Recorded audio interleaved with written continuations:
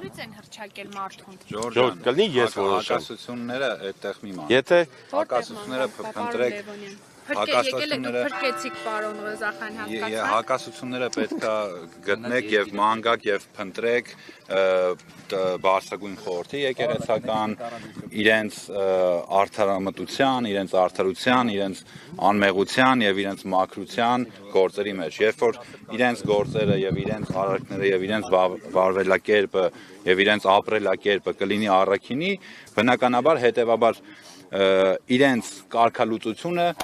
կունենա ուժ եւ օրենքի եւ հոգեվոր ուժ կունենա։ Այս պայդրությամբ մենք ունենք բազմաթիվ փաստեր, մենք բոլորս էլ տեսել եք, դուք էլ եք ականատես եղել, թե ինչպիսի հոլովակներ են հայտնվել համացանցում եւ ես չգիտեմ, Արփի ջան, ես տեղյակ չեմ, ես գիտեմ, որ դատախազությունում արդեն գործ է հարուցվել այդ մասով, դա իրապահ մարմինների տիրույթի հարց է, բայց այն խորհուրդը, որտեղ որ կան, գործում են եւ գոյություն ունեն իրենց իսկ օրենքները եւ կանոնակարգերը խախտած մարդիկ եւ հոգեվորականներ, չի կարող այդ օրենքի, այդ խորհրդի ընդունած օրենքները կամ որոշումները ունենալ ուժ եւ գոյություն ունենալ հետեւաբար նաեւ եւ հետեւաբար Տեր Արամի կարգալուծության այսպես ասած որոշումը կամ չգիտեմ օրենքը ինչը որ իրենք հրապարակել են եւ հայտարարում են եւ տարածում են ուժ չունի առնվազն հոգեվոր եւ բարոյական ուժ եւ գոյություն ունենալու հնարավորություն կներեք գոյության ունենալու հնարավորություն անգամ չունի Համեմատական եք տանում եւ Ստեփան Ասատրյանն էլ որ հարցազրույց էր տալիս բարբերաբար հղում էր անոկը որ իմ դիրքորոշումը չի կիսում այո ինքը պետք է հեռանա հիմա դուք համեմատական եք տանում եկեղեցու իշխանության միջև ամենայն հայոց կաթողիկոսը կարգալույց է հռչակել տվյալ անձնավորությունը աշխարհիկ կաթողիկոսը իսկ ով է մեծ ընտանիքիլիկյո կաթողիկոսը ով է Արամը Ով է ինչ եք ասում ամենայն հայերի կաթողիկոսն է Կտրիշ Ներսիսյանը ես հարց եմ տալիս ես ունեմ իմ Աստված ես ունեմ իմ հավատանքը ես հավատում եմ Հիսուս Քրիստոսին եւ ինձ Աստծո հետ շփվելու եւ առերեսվելու համար ես կարիքը չունեմ ինչ-որ անձապաշտության կամ ինչ-որ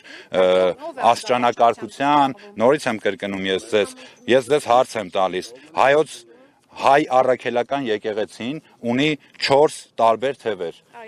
Պոլսո պատրիարքությունը Երուսաղեմի հայ պատրիարքությունը Սուրբ Էշմիածնի Մայր Աթոռի կաթողիկոսությունը եւ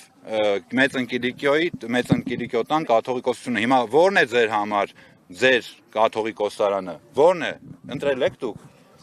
ձեզ հնարավորություն տրված է եղել ընտրելու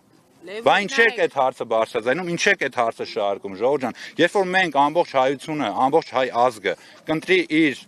չեն լինի այդ տարանջատումները, այդ տարբեր առաքելական եկեղեցու բաժանումները, այդ ժամանակ եկեք ասեք նորին սորպոծություն ամենայն հայոց կաթողիկոս։ Բառն իսկ արդեն դուք հիմա փորձում եք մտնել եկեղեցական Դուք եք փորձում մտնել։ Ես չեմ մտնում դե Բայց ինչ եք այդ հարցապնդումները տալի։ Նոր ասում եք կարգալույց, նոր